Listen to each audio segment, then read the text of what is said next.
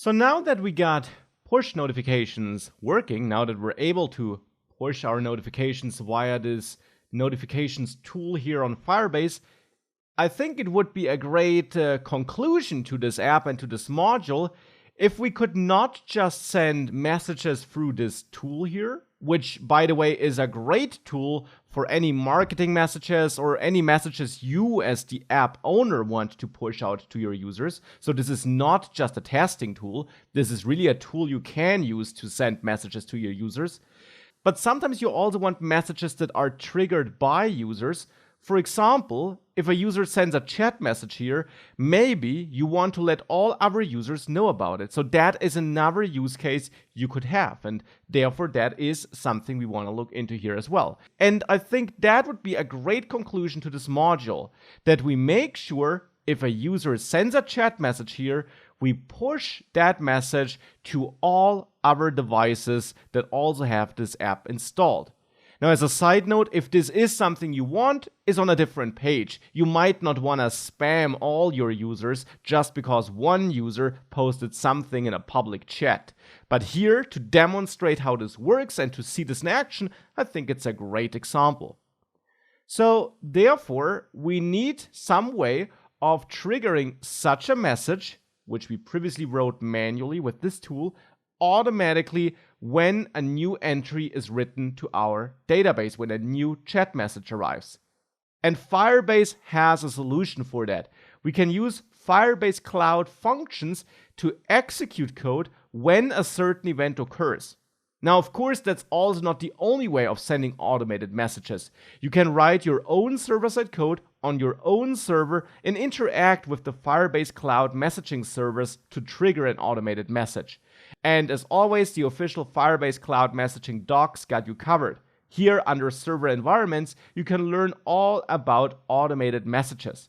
But it's particularly easy if you do use the entire Firebase ecosystem and if you do use Firebase Cloud Functions.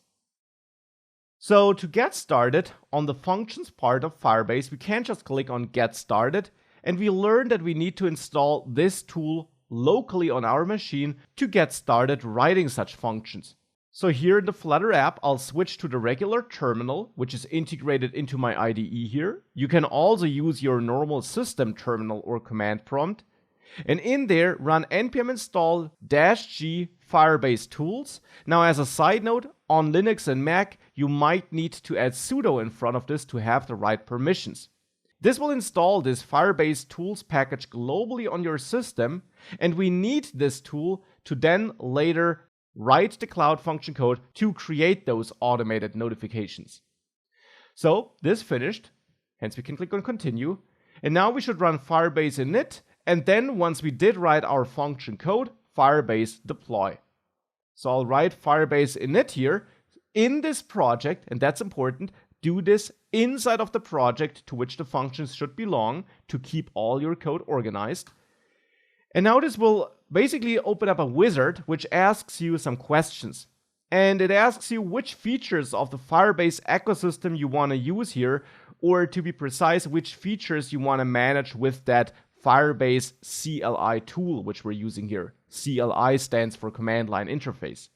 Now we're interested in functions here, so I will scroll down to that and hit space to select it, and we can leave the rest untouched. Yes, we are using Firestore, and yes, we are using storage, but we already got this integrated here. We don't want to manage anything there with the Firebase CLI. We're managing this through the web interface instead. Now, functions currently can't be managed through this, so we do select those and hit enter thereafter. Now you have to let the Firebase tool know to which project you want to connect this local functions project you're going to create. So to which Firebase web project you want to connect it. And here I will select use an existing project and then select my Flutter chat app here. Now, as a last step, I'm asked which programming language I want to use for those functions, and I will use JavaScript. Now, as a side note, you don't need to be a JavaScript expert to follow along here. Of course, if you want to build a real app with a more complex server-side logic, you need to learn JavaScript or some other language which you can use there.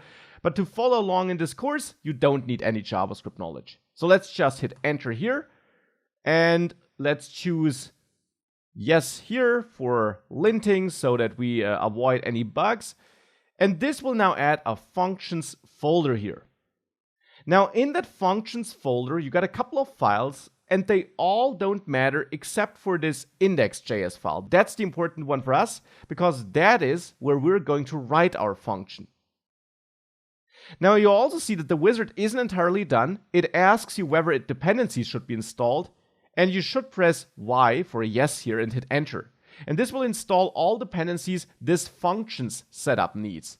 So now I'm not talking about the Flutter app, I'm talking about these cloud functions. And we will later deploy these cloud functions to this Firebase hosting environment. So they will be running on a server away from our local machine. We just developed them locally.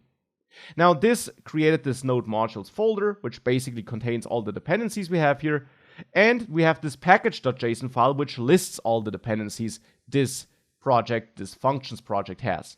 And there we got two dependencies, firebase-admin and firebase-functions.